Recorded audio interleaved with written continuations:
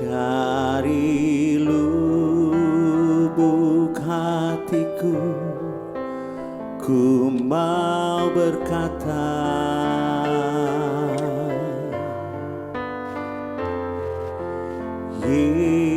Yesus,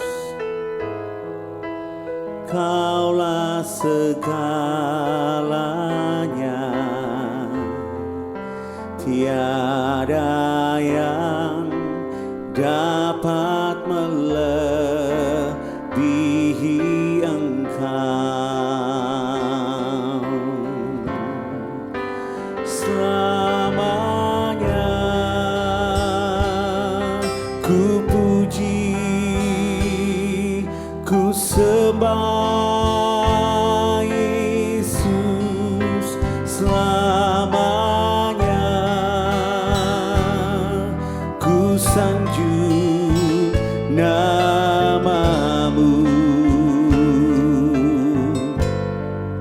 Selamanya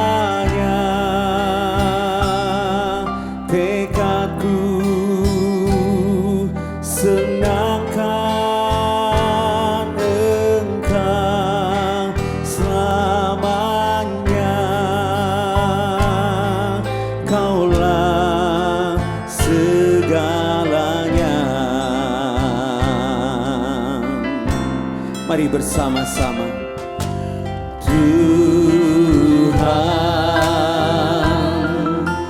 Kaulah segalanya, dari lubuk hatiku ku mau berkata,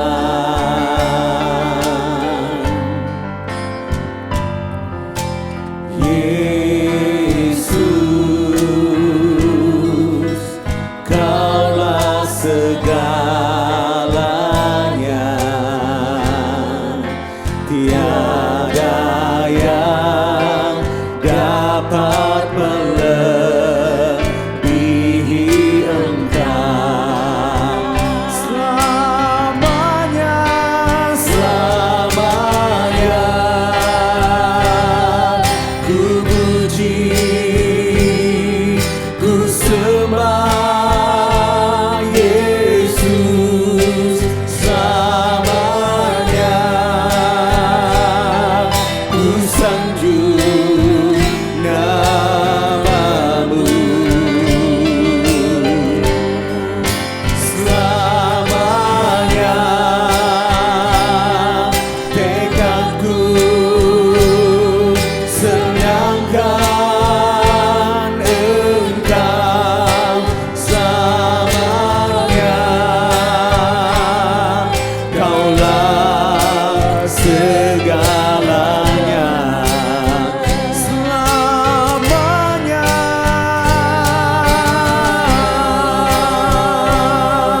ku puji,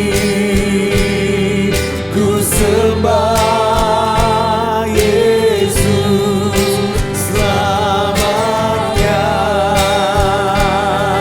ku sanjung namamu. Selamanya tekadku senangkan Engkau. Selamanya Kaulah segalanya.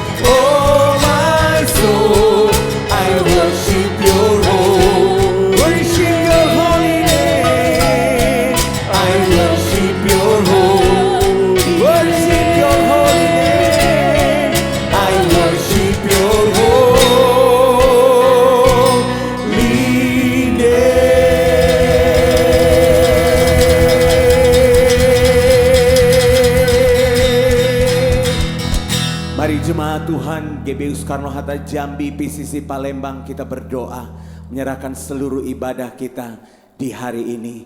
Firman Tuhan berkata, tak berkesudahan kasih setia Tuhan, tak habis-habisnya rahmatnya, selalu baru setiap hari, besar kesetiaan-Mu Tuhan dalam hidup kami.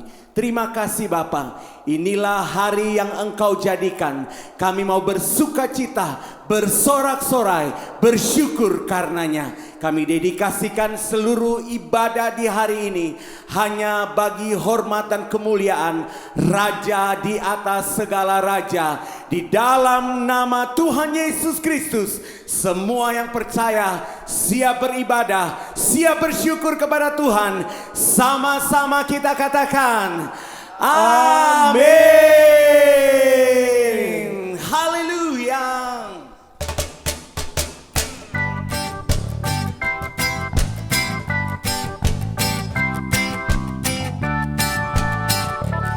Sama-sama. Langit dan bumi, pujilah Tuhan, sebab Dia ciptakan semuanya. Keagungannya mengatasi langit bumi, sembah sujud di hadapannya. Langit dan bumi, langit dan bumi, pujilah Tuhan, sebab Dia ciptakan semuanya.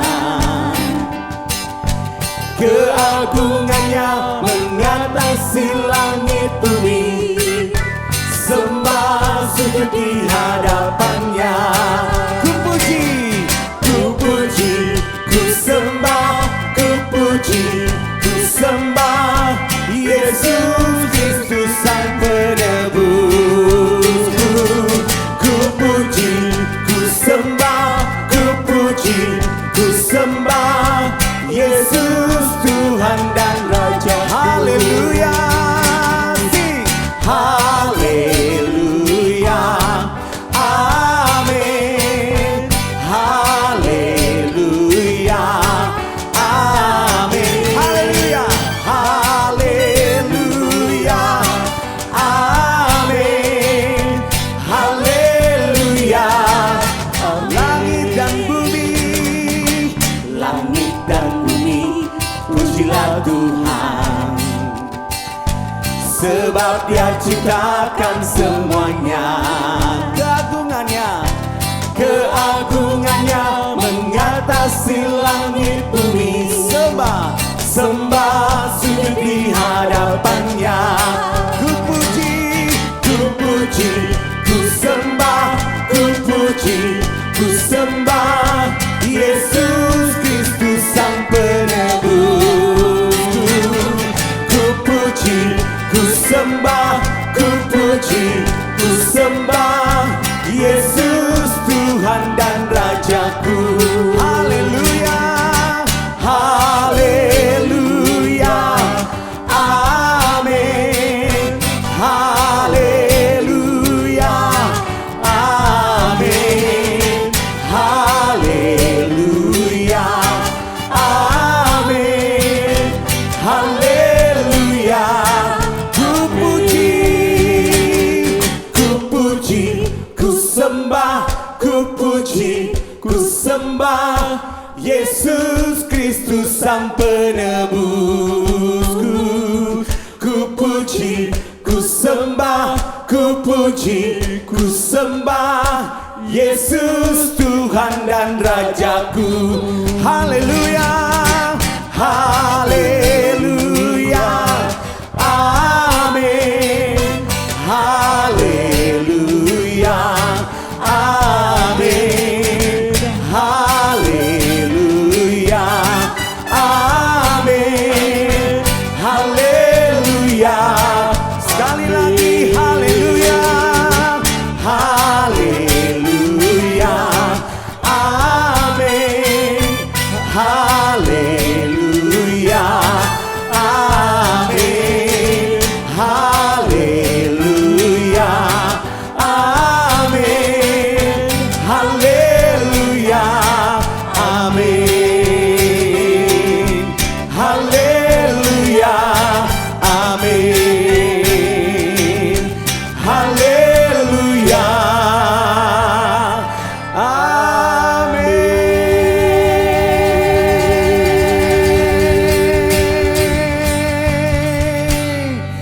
Aku diberkati, aku dilimpahi, karena Allah sanggup untuk menyediakan. Aku diberkati, aku dilimpahi, atas sempurna anugerah Tuhan bagiku.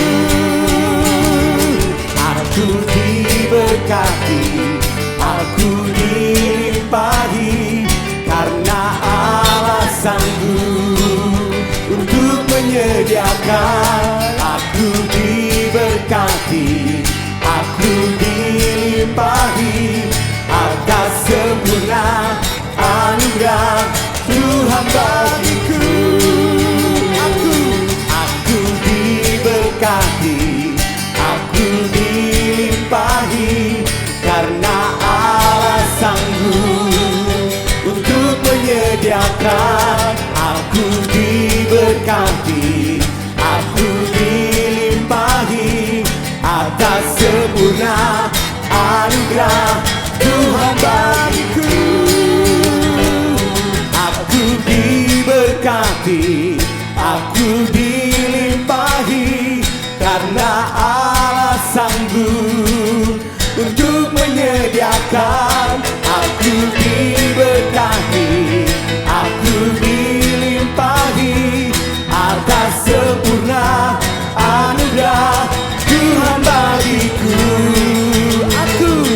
Aku diberkati, aku dilimpahi, karena Allah sanggup untuk menyediakan.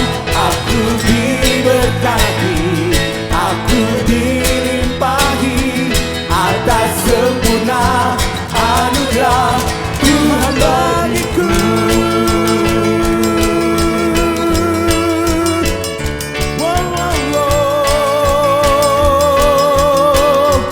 Yang percaya diberkati, katakan amin.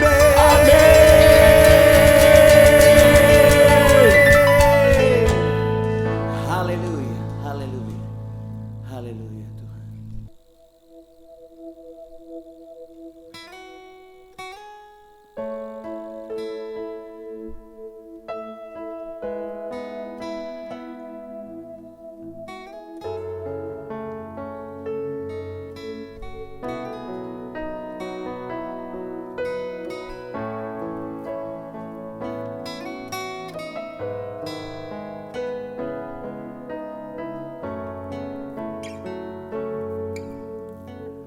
Musim akan selalu berganti,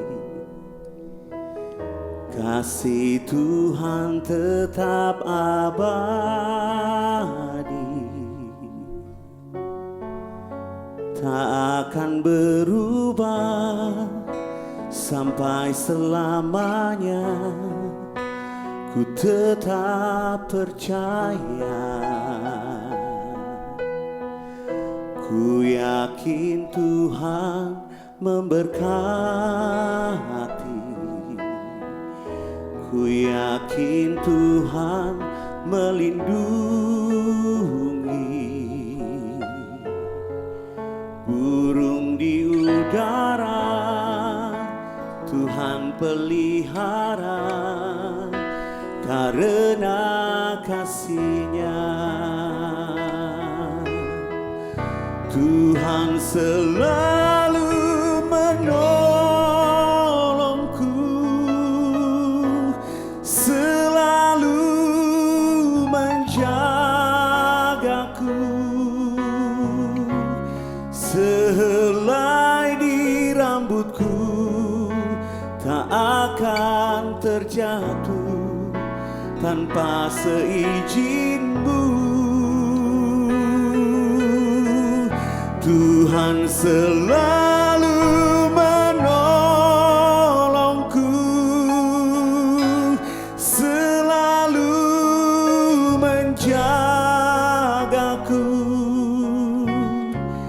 Dia mengenyangkanku dan peliharaku seumur hidupku.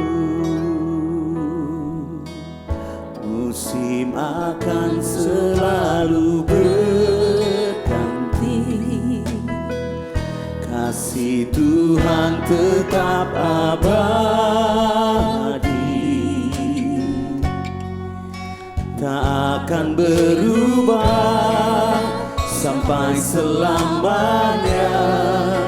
Ku tetap percaya, ku yakin Tuhan memberkati, ku yakin Tuhan melindungi. Burung di udara Tuhan pelihara, karena kasih-Nya Tuhan selalu menolongku, selalu menjagaku.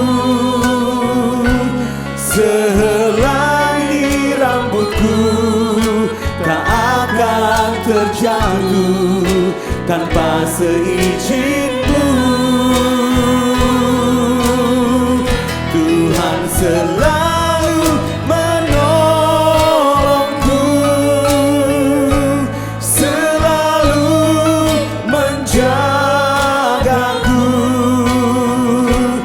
Dia mengenyangkanku dan peliharaku seumur hidup. Tuhan selalu menolongku, selalu menjagaku. Sehelai di rambutku tak akan terjatuh tanpa seizin-Mu. Tuhan selalu menolongku, selalu menjagaku. Dia mengenyangkanku dan peliharaku seumur hidupku. Tuhan selalu menolongku, selalu menjagaku. Sehelai di rambutku tak akan terjatuh tanpa seizin-Mu. Tuhan selalu menolongku, selalu menjagaku. Dia mengenyangkanku dan peliharaku seumur hidupku. Dia mengenyangkanku dan peliharaku seumur hidupku. Dia mengenyangkanku dan peliharaku seumur hidupku.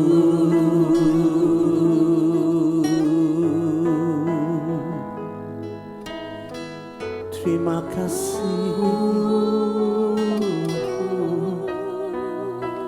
sebab kami di tangan-Mu, kami di hati-Mu, kami di pikiran-Mu,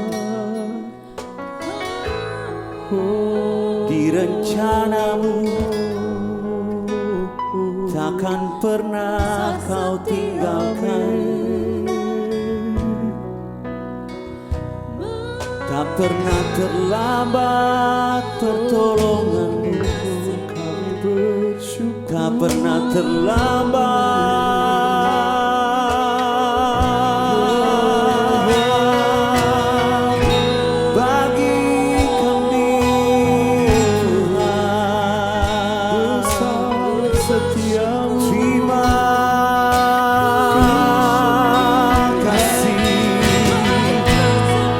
waktu kami berseru, Kau mendengar.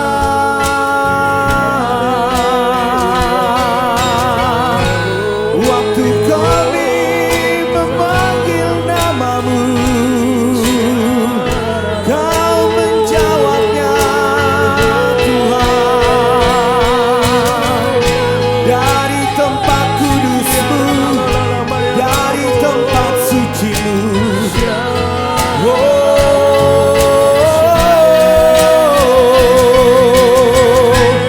sebab Kau menara perlindungan kami, sebab Kau kota benteng kami. Kepadamu kami berseru, kepadamu kami berharap, hanya kepadamu Bapa. Yesus Tuhan,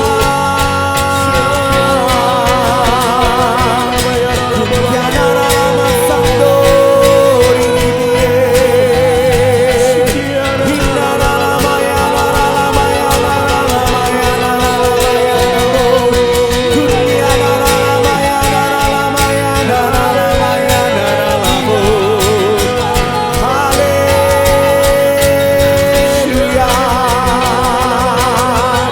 Kau tidak pernah kecewakan kami, Kau tidak pernah lupakan kami, Kau tidak pernah tinggalkan kami, selalu ada dalam setiap musik hidup kami.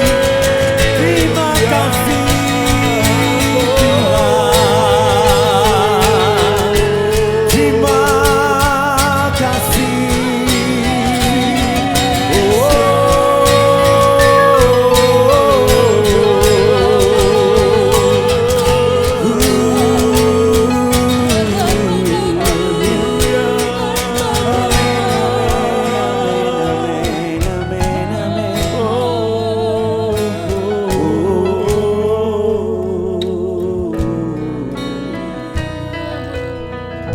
Kau selalu ada Tuhan,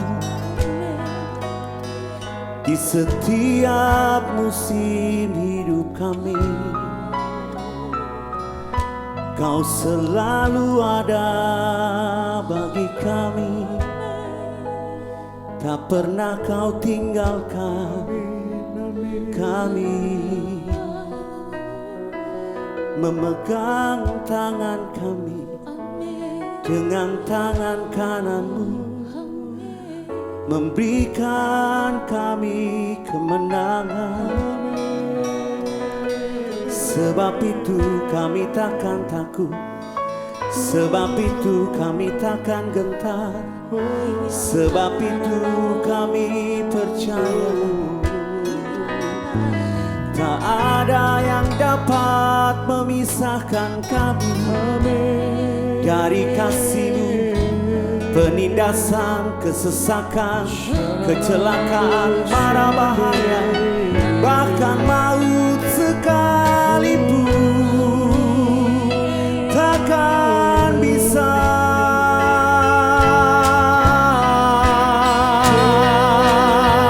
pisahkan kami dengan Engkau, sebab Engkau segalanya.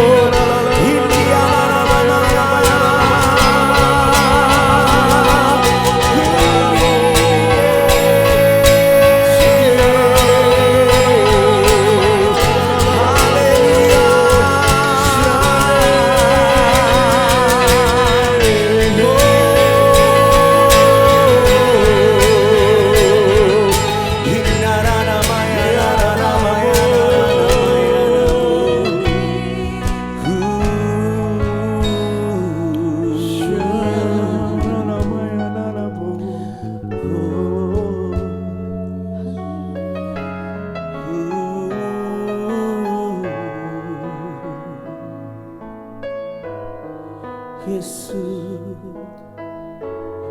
Yesus. Tuhan selalu menolongku, selalu menjagaku, sehelai rambutku tak akan terjatuh tanpa seizin-Mu. Tuhan selalu menolongku, selalu menjagaku. Dia mengenyangkanku dan peliharaku seumur hidupku.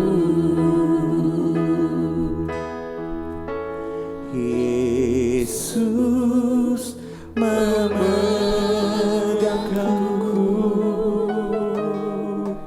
dengan tangan kananmu. Yesus memberiku kemenangan.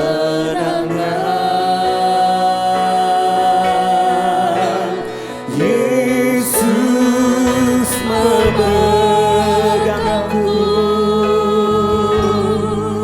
dengan tangan kananmu. Yesus memberiku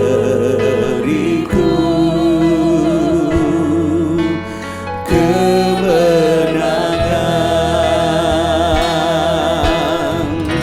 Yesus memegangku dengan tangan kananmu. Yesus memberiku kemenangan.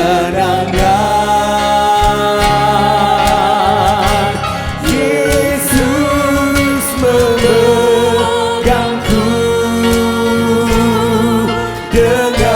dengan tangan kananmu. Yesus memberiku kemenangan.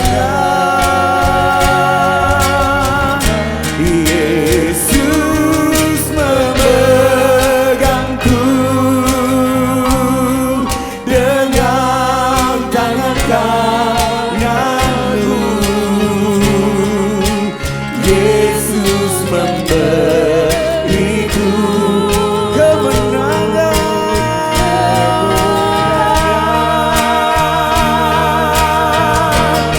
Yesus memegangku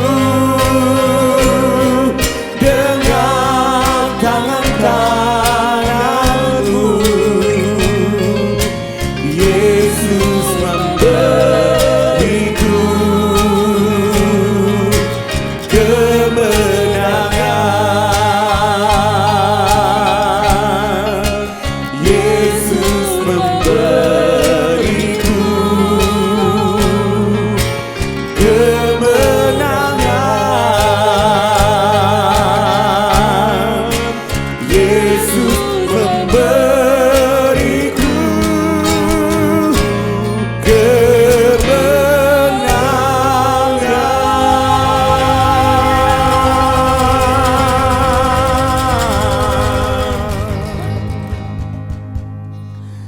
Terima kasih Tuhan Yesus, Engkau yang pegang tangan kami, memberikan kemenangan demi kemenangan bagi setiap kami.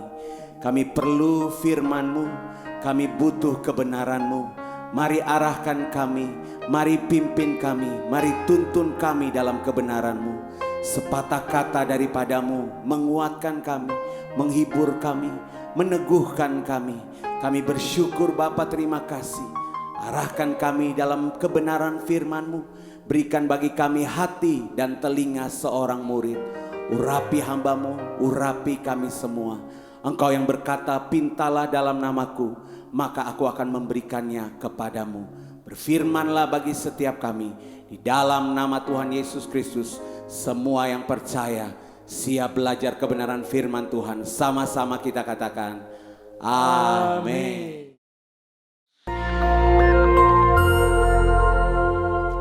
Shalom. Pada kesempatan ini kita akan membahas nabi dan nubuatan dalam gereja zaman now. Banyak orang bertanya, apakah masih ada nabi di zaman sekarang? Dan apakah Tuhan masih berbicara kepada manusia sampai sekarang? Jika iya, berarti Alkitab masih harus ditambah dengan nubuatan para nabi zaman sekarang. Karena Alkitab perkataan Tuhan. Apakah benar begitu? Mengapa insan Pentakosta mengklaim bahwa manusia masih dapat mendengar suara Tuhan sampai sekarang? Bahkan mendorong orang percaya untuk mengusahakan agar dapat memiliki karunia bernubuat. Apakah ini Alkitabiah? Mari kita melihat apa yang Alkitab katakan mengenai hal ini.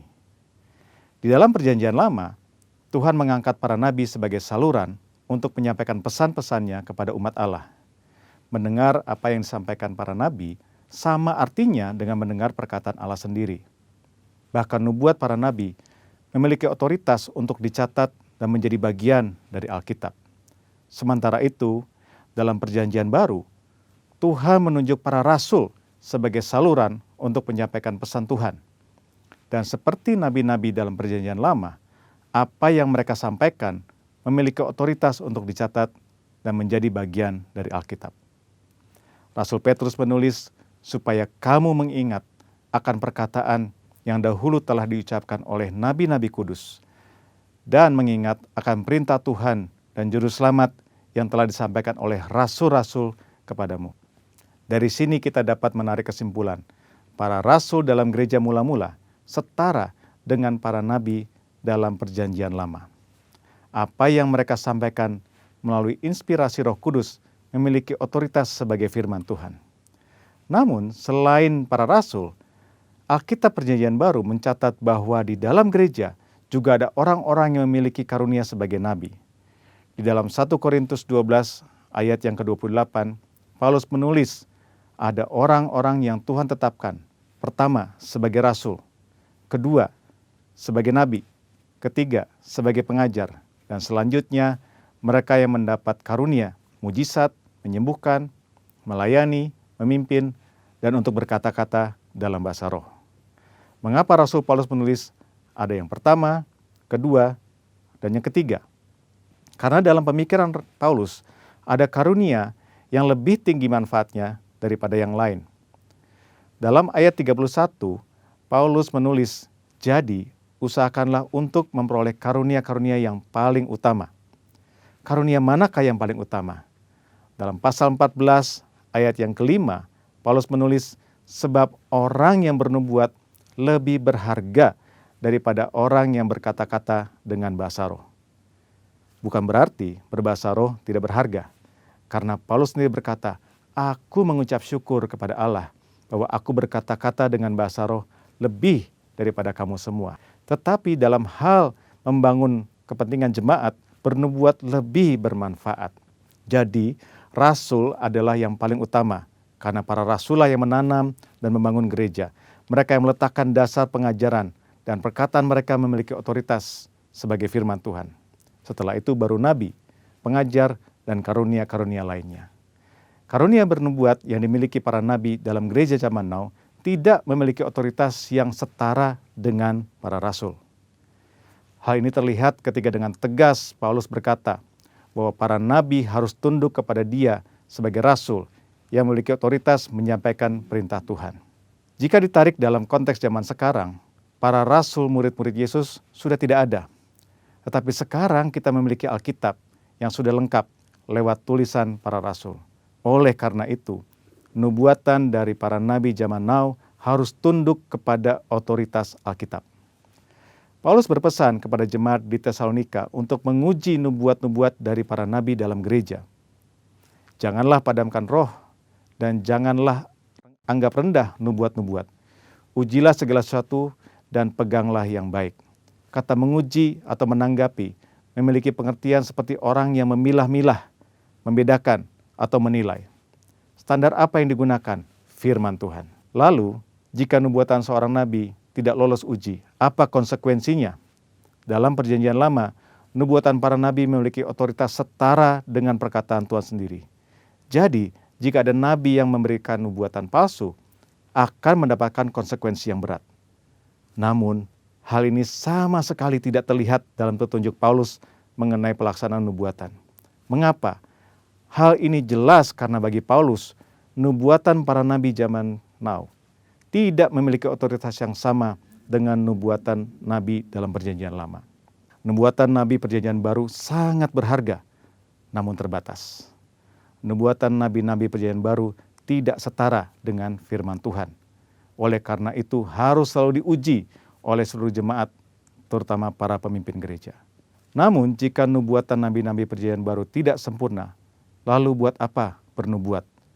Paulus dengan jelas mengajarkan, kejarlah kasih itu dan usahakanlah dirimu memperoleh karunia-karunia roh, terutama karunia untuk bernubuat.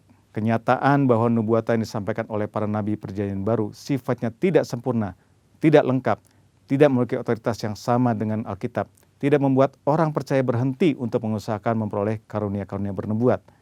Orang percaya harus mengusahakan untuk memperoleh karunia-karunia roh, terutama bernubuat, karena itu adalah perintah Allah.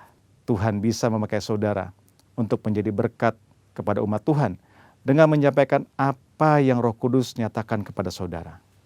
Tuhan Yesus memberkati. Maranatha.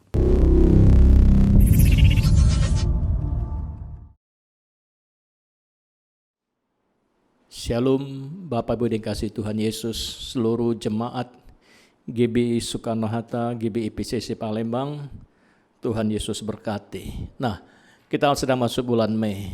Di bulan Mei ini kita sedang memperingati kebangkitan kenaikan Yesus ke surga. Dan sekaligus memperingati pencurahan Roh Kudus yang luar biasa.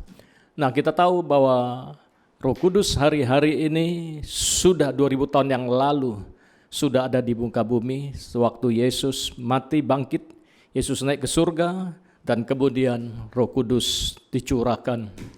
Apa manfaat Roh Kudus dicurahkan hari-hari ini? Bapak Ibu dikasihi Tuhan.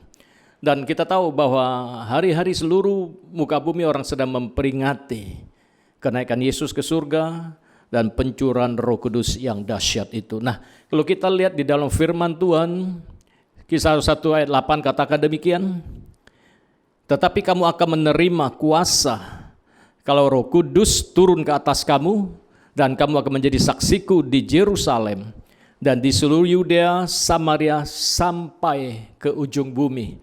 Nah, firman Tuhan katakan bahwa Bapak Ibu yang dikasihi Tuhan, bahwa hari-hari ini firman Tuhan katakan bahwa kita akan menerima kuasa kalau Roh Kudus turun atas kita. Nah, Roh Kudus yang kita percaya bahwa 2000 tahun yang lalu sebenarnya waktu Yesus naik ke surga 2000 tahun yang lalu, dan Roh Kudus sudah turun atas setiap saudara dan saya. Nah, hari-hari bagaimana kita mengaktifkan Roh Kudus yang ada di dalam hidup saudara dan saya, Bapak Ibu yang kasih Tuhan. Karena hari-hari ini saya percaya kerinduan Tuhan adalah bagaimana orang-orang mengalami perjumpaan dengan Tuhan, orang-orang mengalami sesuatu dengan Tuhan. Oleh karena Roh Kudus yang dahsyat sedang bergerak, dan ini musimnya, ini waktunya Tuhan sedang bergerak. Dan saya percaya Bapak dikasih Tuhan, Tuhan tuh sungguh mengasihi gereja. Ya Bapak dikasih Tuhan, Tuhan sungguh mengasihi saudara dan saya. Bapak yang dikasih Tuhan, dan kalau kita melihat dalam Yohanes 16 ayat 8 katakan, kalau ia datang artinya Roh Kudus datang, ia akan menginsafkan dunia akan dosa, kebenaran, penghakiman. Saya ulangi, Yohanes 16 ayat 8 katakan demikian firman Tuhan. Dan kalau ia datang, Roh Kudus datang, ia akan menginsafkan dunia akan dosa, kebenaran, penghakiman. Nah, Roh Kudus yang hari-hari kita nantikan sebenarnya sudah ada di dalam hidup saudara dan saya, ya. Karena di dalam firman Tuhan katakan di dalam 1 Korintus 3:16 katakan, tidak tahukah kamu bahwa kamu adalah bait Allah dan bahwa Roh Allah diam di dalam kamu? Jika ada orang yang membinasakan bait Allah, maka Allah akan membinasakan dia. Sebab bait Allah adalah kudus, bait Allah itu ialah kamu. Jadi dengan kata lain Bapak yang dikasihi Tuhan, bahwa Roh Kudus sebenarnya 20 tahun yang lalu sudah turun atas setiap saudara saya. Dan waktu kita mempercayai Yesus, kita dibaptis, dan saya percaya sejak itulah Roh Kudus menyertai saudara dan saya. Sebagai gereja kita harus menangkap dan mengerti bahwa di dalam tubuh saudara dan saya sebenarnya sudah ada Roh Kudus yang dahsyat itu. Nah, hari-hari tadi kita sudah membaca, Bapak dikasihi Tuhan, bahwa kalau Ia datang, Ia akan menginsafkan dunia akan dosa, kebenaran, dan penghakiman. Saya mau katakan begini, Bapak dikasihi Tuhan, bukan hanya menginsafkan dunia saja. Terutama Roh Kudus sedang mau menginsafkan gereja saudara sebagai orang percaya. Jadi dengan kata lain bahwa Tuhan merindukan orang-orang percaya menyadarin bahwa bukan hanya dunia, tapi terutama gereja harus insaf, gereja harus bertobat. Karena firman Tuhan 1 Petrus 4 ayat 17 katakan demikian. 1 Petrus 4 ayat 17 katakan demikian, karena sekarang telah tiba saatnya penghakiman dimulai. Jadi Bapak dikasihi Tuhan, karena sekarang telah tiba saatnya penghakiman dimulai. Dan pada rumah Allah sendiri yang harus pertama-tama dihakimi. Dan jika penghakiman itu dimulai pada kita, bagaimana kesudahan dengan mereka yang tidak percaya pada Injil Allah? Jadi dengan kata lain, penghakiman ini dimulai dari rumah Tuhan. Jadi Bapak dikasihi Tuhan, penghakiman itu berbicara pertobatan. Pertobatan itu harus dimulai dari orang percaya, dari rumah Tuhan, dari gereja Tuhan, yaitu saudara dan saya orang yang percaya kepada Tuhan. Jadi dengan kata lain, hari-hari Tuhan merindukan pertama-tama harus bertobat saudara dan saya sebagai gereja Tuhan. Karena kita tahu kebenaran bahwa firman Tuhan katakan Yesus itu jalan dan kebenaran. Nah, satu kasih karunia, satu anugerah yang harus saudara dan saya Bapak Ibu yang dikasihi Tuhan harus mengerti bahwa Tuhan sudah panggil, Tuhan sudah pilih kita semua sebagai orang-orang percaya kepada Dia. Tuhan sudah berikan anugerah kebenaran itu. Nah, kebenaran itulah yang dikatakan akan memerdekakan kita. Dan kebenaran itu yang hari-hari Tuhan mau. Sehingga kenapa seringkali terjadi gereja di rumah Tuhan terjadi pertikaian, keributan. Bapak Ibu kasih Tuhan, kenapa itu bisa terjadi? Sebenarnya kan karena Tuhan sudah ngajar segala sesuatu dalam firman-Nya. Dan saya mau katakan begini, kenapa itu bisa terjadi? Karena fokus kita bukan keluar, tapi fokus kita seringkali sebagai orang percaya, fokus kita adalah ke dalam gereja, ke dalam hamba-hamba Tuhan. Itulah membuat satu persoalan sedang terjadi hari-hari. Yang dilihat ke dalam, Bapak dikasihi Tuhan, lihat pendetanya, pakaian apa, jam tangan apa, tali pinggang apa, itu yang difokus ke dalam. Harusnya gereja menangkap apa yang Yesus pesankan. Amanat agung, perintah Tuhan, pergilah, jadikan segala bangsa itu murid Tuhan. Nah, Tuhan mau di dalam Markus ini katakan demikian, Bapak dikasihi Tuhan. Dikatakan, lalu Ia berkata kepada mereka, pergilah ke seluruh dunia, beritakanlah Injil kepada segala makhluk. Siapa yang percaya dan dibaptis akan diselamatkan, tetapi siapa yang tidak percaya akan dihukum. Jadi dengan kata lain Bapak Ibu dikasihi Tuhan, bahwa hari-hari ini Tuhan sedang perintahkan saudara dan saya untuk memberitakan kebenaran firman Allah, lihat keluar. Bapak Ibu dikasihi Tuhan, bukan ke dalam. Firman Tuhan katakan, hendaklah kamu menjadi garam dan terang. Garam apa fungsinya garam? Garam diperlukan di mana? Ya di dapur, kalau ibu-ibu kalau masak sop buntut misalnya, tanpa garam nggak ada rasanya. Perlu garam supaya ada mewarnai, merasakan, ada rasa sesuatu. Dengan kata lain, Tuhan mau saudara dan saya dari orang percaya bisa membuat satu perubahan di tengah-tengah kondisi orang sedang panik, di dalam kondisi rumah tangga yang tawar, hubungan suami istri yang sudah tawar. Nah, kita harus ada di sana untuk bagaimana memperbaiki satu hubungan. Orang yang sudah lama sudah meninggalkan Tuhan, orang yang tidak kenal Tuhan. Hari-hari banyak sekali orang luar di sana itu perlu Tuhan. Dan kita lihat terang. Apa fungsi terang? Terang dipakai di mana? Pasti terang dipakai di tempat kegelapan.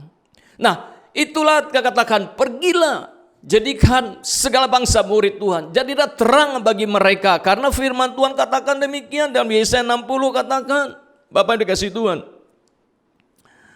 Yesaya 60 katakan, ayat pertama katakan, bangkitlah menjadi teranglah, sebab terangmu datang dan kemuliaan Tuhan terbit atasmu. Sebab sesungguhnya kegelapan menutup bumi dan kekelaman menutupi bangsa-bangsa. Tetapi terang Tuhan terbit atasmu dan kemuliaanmu menjadi nyata atasmu. Jadi dengan kata lain bahwa hari ini dunia dipenuhi kekelaman. Nah, gereja kita ini harus, orang percaya harus menjadi terang. Bukan sebaliknya, ada pertikaian dan segala sesuatu membuat orang melihat sesuatu yang aneh gitu loh. Mari hari-hari kita fokus kita, mari kita keluar sana. Begitu banyak orang, Bapak yang dikasih Tuhan, akan binasa. Di dalam Yudas di dalam surat Yudas ayat 23a katakan demikian. Selamatkanlah mereka dengan jalan merampas mereka dari api. Nah, hari-hari ini bisa bayangin enggak Bapak Ibu yang dikasih Tuhan, bahwa orang-orang yang belum percaya, belum mengenal Tuhan dengan benar, mereka sedang berjalan menuju alam maut. Nah, tugas saudara saya adalah merampas, firman Tuhan katakan rampas mereka ya dari api sana. Bapak yang dikasih Tuhan, Tuhan rindukan bahwa gereja, saudara dan saya orang percaya, bahwa hari-hari fokusnya jangan ke dalam, fokusnya keluar sana. Saya percaya kalau kita semua mengerti panggilan kita, fokus kita apa yang Tuhan suruh kita kerjakan, saya percaya Bapak dikasih Tuhan, gereja pasti bisa harus menjadi berkat. Orang percaya harus bisa menjadi berkat di tengah-tengah persoalan pandemik corona ini. Nah, untuk itulah Bapak yang dikasih Tuhan, puji Tuhan ya. Kalau kita mengerti bahwa kita harus menjadi berkat di tengah-tengah orang sedang menderita, punya masalah. Ya. Dan terima kasih buat seluruh jemaat GBI Sonata, pengerja GBI Sonata. Kalau kita bisa menjadi berkat buat lingkungan, orang-orang yang kita kasihi. Ya, ini tahun ke-8 atau tahun ke-9, lupa saya, tahun ke-8 mungkin, tahun 9. Bahwa kita dikasih anugerah Tuhan untuk bisa jadi berkat buat lingkungan kita bisa membagi sembako. Tahun-tahun kemarin kita ada hampir 2.000 paket kita bisa bagikan. Tapi hari-hari ada menurun dan saya percaya, tapi tetap kita harus menjadi berkat buat saudara-saudara kita yang membutuhkan, ya, umat Tuhan yang membutuhkan. Nah, itulah harus menjadi berkat, menjadi terang di tengah-tengah kegelaman. Nah, gereja Tuhan harus bisa menangkap ini. Bapak dikasih Tuhan, dan saya percaya ya Tuhan mengasihi kita.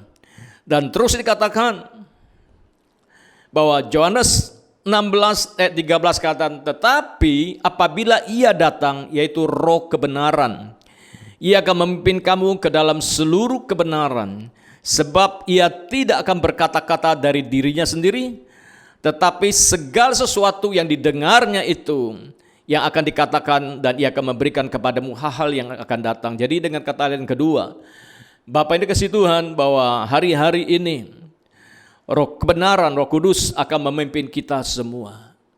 Sebagai orang percaya, sebagai gereja, kita butuh Roh Kudus. Ya, Yang pertama saya katakan bahwa Roh Kudus bukan segera menginsafkan orang dunia, tapi Roh Kudus akan menginsafkan gereja orang percaya hari-hari. Kedua, Roh Kudus akan mengajar orang-orang percaya. Maka di Kisah Para Rasul itu katakan bahwa saudara dan saya, bahwa kita harus menjadi saksi di Yerusalem. Ya kan? Yerusalem, Yudea, Samaria, baru sampai ke ujung-ujung bumi. Dengan kata lain, sering orang mengartikan Yerusalem, diartikan keluarga, gereja lokal. Yudea berbicara orang-orang seiman, gereja-gereja dominasi gereja yang lain. Samaria berbicara orang-orang dunia, orang-orang tidak kenal Tuhan, dan sampai ke ujung bumi. Nah, Bapak dikasih Tuhan, nah dimulai gereja insaf, gereja bertobat. Yang kedua, gereja harus tahu kebenaran. Kenapa? Karena gereja harus menjadi saksinya Tuhan.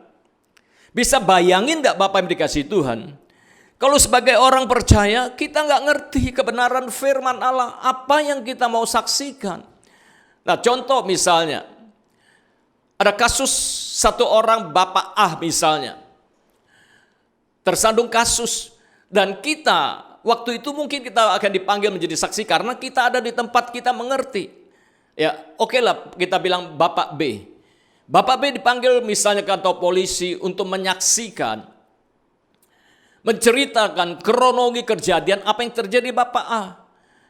Artinya kalau kita, Bapak B dipanggil untuk menjadi saksi oleh karena dia mengerti kebenaran itu. Dia akan menceritakan seluruh kebenaran itu waktu diinterogasi ditanya oleh aparat. Bisa bayangin gak Bapak yang dikasih Tuhan? Kalau dia tidak mengerti, dia mau jadi saksi, dipanggil dan dia ya mau jadi saksi. Apa yang dia ceritakan tidak sesuai dengan fakta. Artinya saksi palsu. Bisa bayangin kalau orang saksi palsu, orang ini bisa kena pidana. Kenapa? Karena memberitahukan sesuatu yang tidak sesuai dengan apa yang dia saksikan. Nah, begitu pun di gereja Tuhan. Ya Bapak dikasih Tuhan. Kalau kita menjadi saksi Tuhan, artinya kronologinya kita itu mengerti. Tahu kebenaran itu. Tidak bisa kita asal bicara tentang Yesus sementara kita nggak mengerti, karena bahaya. Ya, kalau kita menjadi saksi palsu, Bapak dikasih Tuhan, karena kita tidak kebenaran. Firman Tuhan katakan di Matius, katakan suatu hari di dalam Matius 7, aku tidak mengenal engkau semua pembuat kejahatan. Bisa bayangin. Nah, untuk itulah Bapak yang kasih Tuhan, Roh Kudus datang. Untuk apa? Untuk mengajar saudara dan saya sebagai orang-orang percaya tahu kebenaran, dan kebenaran itulah yang akan memerdekakan saudara dan saya menjadi saksi yang baik, saksi yang benar di hadapan Tuhan. Jadi dengan kata lain Bapak dikasih Tuhan, bahwa gereja orang percaya hari-hari yang kedua harus mengerti kebenaran, dan kebenaran itu Tuhan Roh Kudus akan menuntun kita. Bagaimana kita mana kebenaran itu? Tidaklah lain. Kita harus percaya membaca firman Allah, merenungkan firman Allah, dan melakukan seluruh kebenaran firman Allah. Jadi Bapak dikasih Tuhan, Mazmur 1 katakan begini, ayat yang pertama katakan, jalan orang benar dan jalan orang fasik. Berbahagialah orang yang tidak berjalan menurut nasihat orang fasik, yang tidak berdiri di jalan orang berdosa, dan yang tidak duduk dalam kumpulan pencemooh. Tetapi yang kesukaan ialah Taurat Tuhan, dan merenungkan Taurat itu siang dan malam. Ia seperti pohon yang ditanam di tepi aliran air, yang menghasilkan buahnya pada musimnya, dan yang tidak layu daunnya, apa saja diperbuatnya berhasil. Jadi Mazmur katakan Bapak dikasih Tuhan, perhatian ayat yang kedua katakan, tetapi yang kesukaannya ialah Taurat Tuhan. Kesukaan adalah firman Allah, dan merenungkan Taurat itu siang dan malam. Bapak dikasih Tuhan, waktu umat Israel ya dibawa keluar oleh Musa dari Mesir mau menuju tanah perjanjian.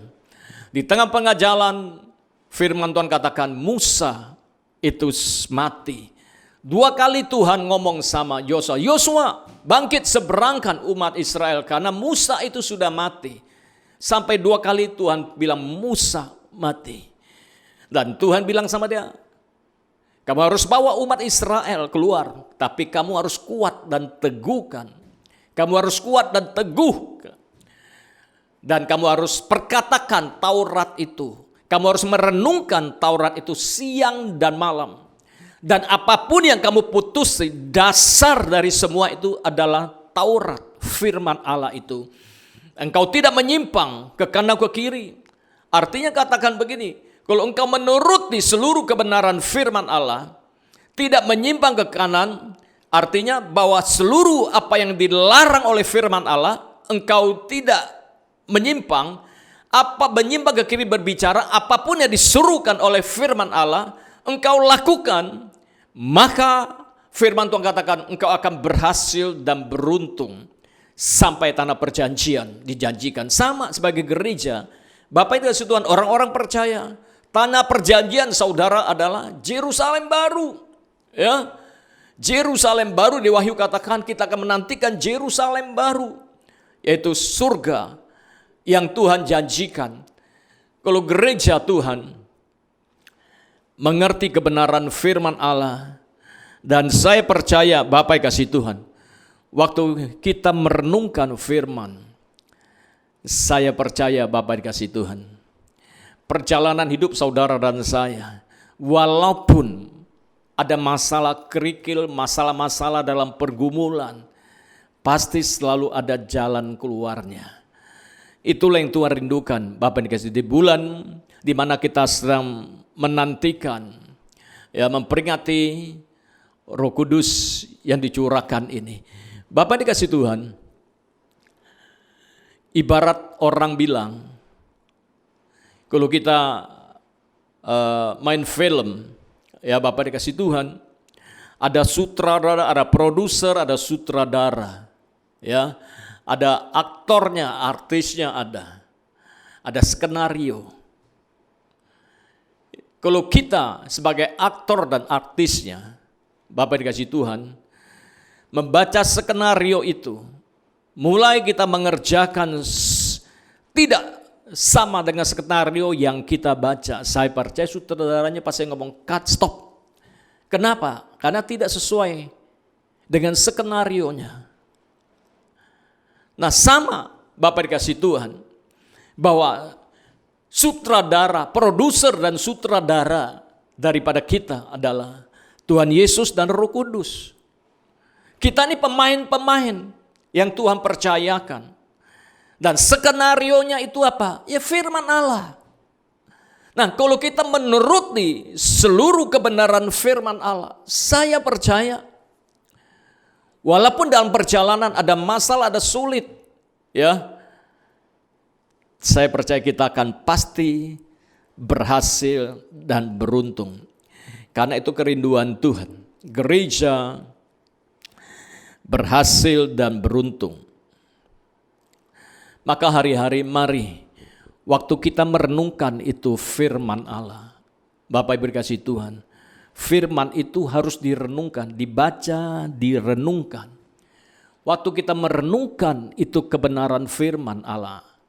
Saya mau kasih tahu begini, waktu Bapak Ibu membaca sesuatu firman Allah, terus firman itu direfleksikan ke dalam hidup kita, ya, masuk lihat ke dalam kebenaran ini ke dalam hidup kita. Apa yang kita baca itu sama enggak dengan apa yang kita lakukan? Ya Bapak dikasih Tuhan. Kalau apa yang kita baca, misalnya dikatakan jangan sombong, Tuhan paling benci orang sombong. Coba kita baca itu kira-kira lihat, saya ini sombong enggak? Kalau kita sombong, kita bertobat. Tuhan bilang jangan malas, kalau engkau malas, engkau jangan makan. Kira-kira kita ini malas enggak? Kalau kita malas, kita berubah. Itulah nama perenungan. Seringkali kita banyak melihat orang bilang bahwa Tuhan itu besar, Tuhan itu dahsyat, Tuhan itu luar biasa. Orang berteriak-teriak ngomong hebatnya luar biasa Tuhan. Tapi tindakannya karakter kita ini. Sama gak kita bicara Tuhan kita yang besar, Tuhan kita yang dahsyat, Tuhan itu juru selamat.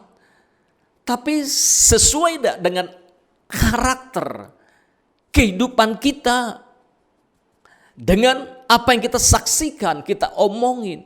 Makanya Tuhan mau kita menjadi saksi Tuhan. Menjadi saksi Tuhan artinya kita mengerti seluruh, tahu kebenaran yang kita bicarakan. Ya Bapak dikasih Tuhan. Makanya merenungkan itu sesuatu yang luar biasa. Waktu kita mulai merenungkan, Bapak dikasih Tuhan, ada sesuatu yang luar biasa. Nah, bagaimana supaya perenungan kita bisa bertumbuh, mengenal Allah yang benar. Di dalam 1 Petrus 2 ayat pertama katakan demikian. Karena itu buanglah segala kejahatan, segala tipu muslihat, segala macam kemunafikan, kedengkian dan fitnah. Ini harus dibuang, ya. Buanglah segala kejahatan, segala tipu muslihat, segala macam kemunafikan, kedengkian dan fitnah. Jadilah sama, ayat kedua katakan, dan jadilah sama seperti bayi yang baru lahir, yang selalu apa? Ingin air susu yang murni dan yang rohani, supaya olehnya kamu bertumbuh beroleh keselamatan. Dan bagaimana kita bertumbuh? Kita harus buang semua hal yang kita baca di dalam firman Tuhan. Kita renungkan, kita refleksikan dalam hidup kita. Kalau misalnya ada kejahatan, ada segala tipu muslihat yang tidak tulus dalam hidup kita, ada segala macam kemunafikan, kedengkian dan fitnah, orang ini pasti tidak akan bertumbuh di dalam kebenaran. Ya, jadi kita harus waktu kita baca ini, coba lihat. Ada tak seluruh firman yang kita baca di dalam hidup kita? Kalau ada, mari kita berubah, mari kita bertobat selagi punya kesempatan. Dan dikatakan bagaimana supaya kita bertumbuh? Jadilah sama seperti bayi yang baru lahir. Dengan kata lain yang haus, ingin air susu yang murni, ingin firman Allah. Ingin hal-hal yang rohani, ingin selalu melakukan hal-hal rohani. Saya percaya kalau kita seperti itu, maka rohani kita akan bertumbuh dan perjalanan kita ke Yerusalem baru itu akan berhasil. Dikatakan kamu akan bertumbuh beroleh keselamatan. Itulah kerinduan Tuhan. Bapak dikasih Tuhan, apalagi di zaman susah sekarang ini. Ya Bapak dikasih Tuhan, banyak orang di PHK, pekerja di PHK. Ya, bahkan sebagai orang percaya, sebagai gereja Tuhan, saya percaya kalau kita tahu kebenaran, saya percaya ya bahwa waktu kita melakukan hal-hal yang harusnya kita kerjakan dengan benar, misalnya kita menjadi karyawan, jadilah karyawan yang jujur, jadilah karyawan yang setia. Kalau kita jadi bos, jadilah bos yang baik, memperhatikan karyawan, memperhatikan semua hal-hal yang harusnya kita perhatikan. Saya percaya di tengah-tengah krisis, ya, pergumulan, persoalan, orang banyak di PHK. Saya percaya kalau kita orang yang setia, orang yang rajin, orang yang jujur bekerja di perusahaan, dari sekian yang harus di PHK kan, saya percaya pemimpin kita pasti memperhatikan kita, mempertahankan kita, karena kita punya dedikasi kerja yang jujur, yang setia. Dan firman Tuhan katakan Lukas 16 ngomong begini, barang siapa setia dalam perkara-perkara kecil, ia setia juga dalam perkara-perkara besar. Barang siapa tidak benar dalam perkara-perkara kecil, ia tidak benar juga dalam perkara-perkara besar. Bapak dikasih Tuhan. Dan ayat 12 katakan, jikalau kamu tidak setia dalam harta orang lain, siapakah yang menyerahkan hartamu sendiri kepadamu? Jadi dengan kata lain Bapak Ibu kasih Tuhan, semua orang ingin menjadi besar dan dipercayakan perkara besar. Ya, semua orang saya percaya, semua orang pasti pengen menjadi besar dan dipercayakan perkara besar. Namun hal yang kecil ini Bapak Ibu kasih, namun yang ternyata cukup Dengan jujur dalam perkara kecil. Jadi dengan katakan dengan jujur dengan perkara kecil, maka kita akan dipercayakan perkara besar. Jadi sebenarnya simple. Waktu kita bekerja dengan pemimpin kita dipercayakan hal yang kecil, kita setia, kita jujur. Waktu pemimpin lihat, dia akan tahu dari sekian banyak staf karyawannya, ini orang bisa dipercaya. Ya, orang ini percaya, maka dia akan memberikan sesuatu yang lebih besar yang dia akan berikan percayakan pada kita. Nah, demikian juga memiliki harta sendiri. Bagaimana kita harus bisa memiliki harta sendiri? Waktu kita dipercayakan untuk mengurus harta milik orang lain, maka harta kita sendiri diserahkan kepada kita. Jadi dengan kata lain, Bapak dikasih Tuhan, kalau Tuhan percayakan berkat buat kita, kelola, mari setialah, percayalah. Waktu di tengah-tengah sulit, ya kita masih mengasihi Tuhan, kita bisa menabur menjadi berkat yang lain. Kita boleh mengambilkan persepuluhan karena kita dipercayakan. Balikan bagian Tuhan. Saya percaya waktu kita melakukan kebenaran-kebenaran itu, Tuhan akan memberkati kita. Karena Tuhan katakan, karena itu mari kita jujur dalam tanggung jawab kecil yang dipercayakan kepada kita. Jujur juga mengelola harta milik orang lain yang dipercayakan pada kita. Bapak dikasih Tuhan, mari saya percaya bahwa hari-hari, bahwa kebenaran inilah yang akan membawa saudara dan saya di tengah-tengah krisis akan naik next level. Karena Tuhan sayang, karena Kolose katakan begini, Kolose 3:23 katakan, apapun juga yang kamu perbuatlah dengan segenap hatimu seperti untuk Tuhan, bukan untuk manusia. Apapun yang kita kerjakan hari-hari ini, entah jadi karyawan, entah jadi apapun di kantor, di perusahaan, waktu kita dipercaya, kerjakanlah. Mungkin bos kita orang belum kenal Tuhan, orangnya kita lihat mungkin bengis, orangnya mungkin ya nggak pakai aturan dan segala sesuatu. Tapi mari Tuhan ajar kita tentang kebenaran. Lakukanlah semua. Mungkin bos kita nggak lihat. Lakukanlah semua itu. Ya, semua kau kerjakan untuk Tuhan sebenarnya. Ya, kita dipercayakan di satu perusahaan. Sebenarnya kita sedang dipercayakan Tuhan di tempat di mana kita bekerja. Dan apapun yang kita kerjakan, Bapak Ibu dikasih Tuhan, saudara-saudara dikasih Tuhan, kerjakanlah semua itu untuk Tuhan. Seolah-olah untuk Tuhan. Di 1 Korintus 10:31 katakan begini. Aku menjawab, jika engkau makan atau jika engkau minum atau jika engkau melakukan sesuatu yang lain, lakukanlah semua untuk kemuliaan Allah. Jadi apapun yang kita kerjakan, Bapak yang dikasih Tuhan, kerjakanlah semua untuk kemuliaan nama Tuhan.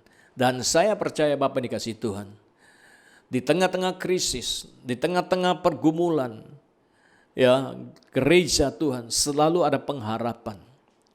Selalu ada anugerah sebab kita punya Tuhan yang baik. Tuhan yang memanggil saudara dan saya. Tuhan juga merindukan kita menjadi saksi, menjadi berkat buat orang lain. Karena hari-hari ini orang perlu Tuhan. Ya, kalau kita menjadi mensaksi, maka Tuhan bilang, Yesus waktu naik ke surga dibilang, jadi pergilah. Ya, jadikan segala bangsa murid Tuhan. Bersaksilah untuk kemuliaan nama Tuhan. Tuhan rindukan itu. Bapak ini kasih Tuhan, terakhir penutup. Yakobus 4:17 ngomong begini. Jadi jika seorang tahu bagaimana ia harus berbuat baik, tetapi ia tidak melakukannya, ia berdosa. Mari, bahwa dunia sedang perlu kita. Orang-orang percaya, mari pertama, jangan lihat ke dalam, lihat keluar. Begitu banyak orang yang akan binasa tanpa Yesus dalam hidupnya. Dan Tuhan merindukan kita mengerti itu. Lihat keluar, orang butuh Yesus. Orang butuh keselamatan. Mari ceritakan tentang Yesus. Saksikan tentang Yesus. Sebagai penutup saya mau kasih saksian begini. 10 tahun yang lalu,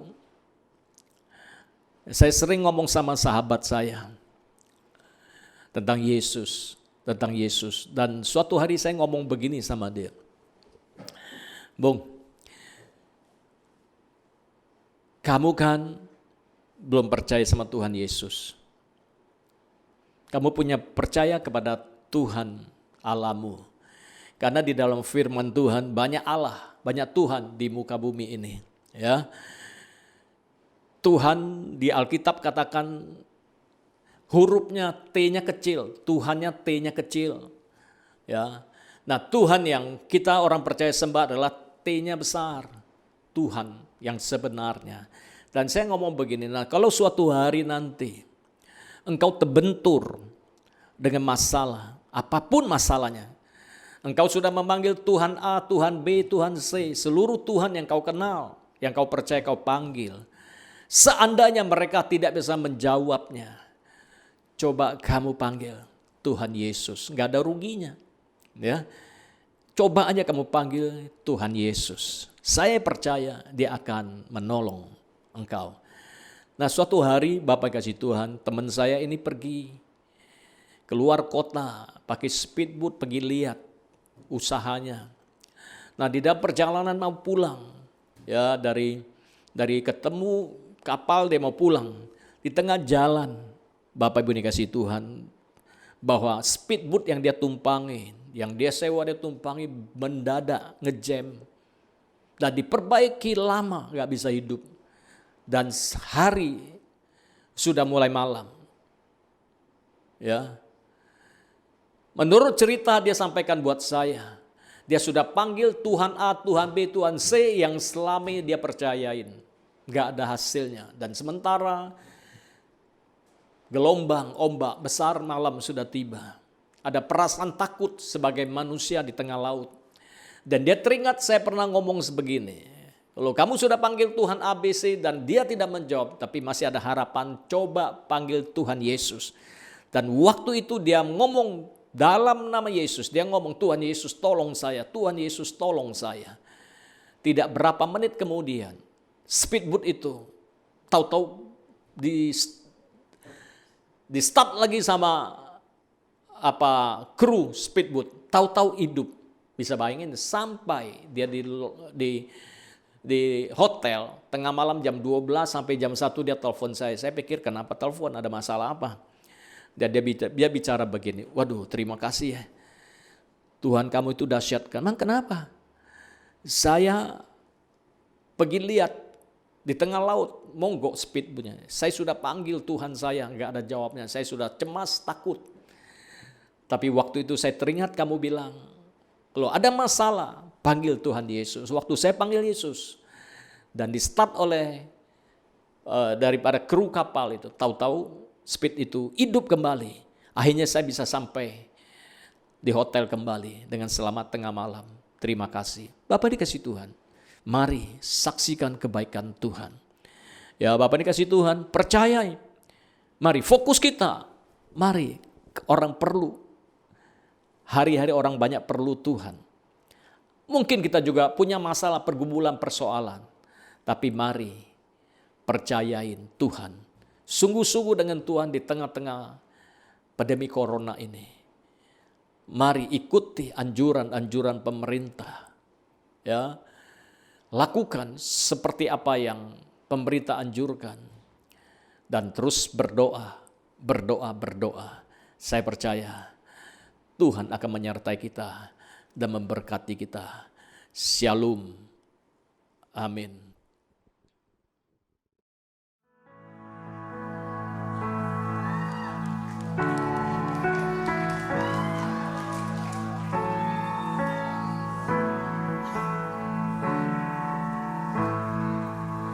Let the King of my heart be the mountain where I run, the fountain I drink from. Oh, he's my song. And let the King of my heart be the shadow where I hide, the ransom for my life. Oh, he's my song. Yes, you are good. You're good. Oh, you are good.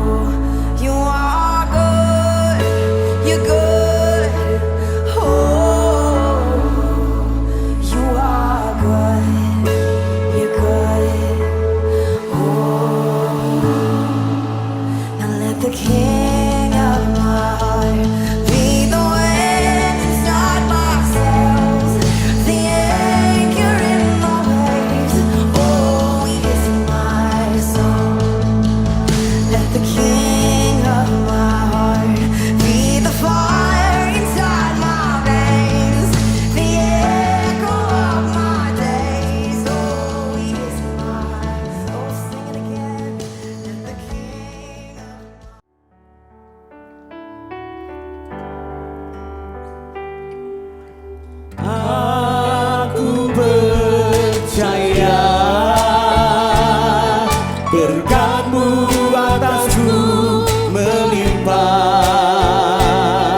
kebajikan kemurahan selalu mengikutiku. Ku puji, ku sembah Kau Tuhan. Aku percaya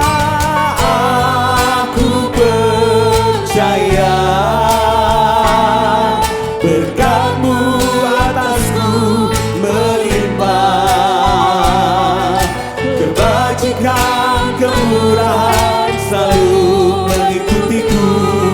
Ku puji, ku sembah Kau Tuhan. Ku puji, ku sembah Kau Tuhan. Ku puji, ku sembah Kau Tuhan.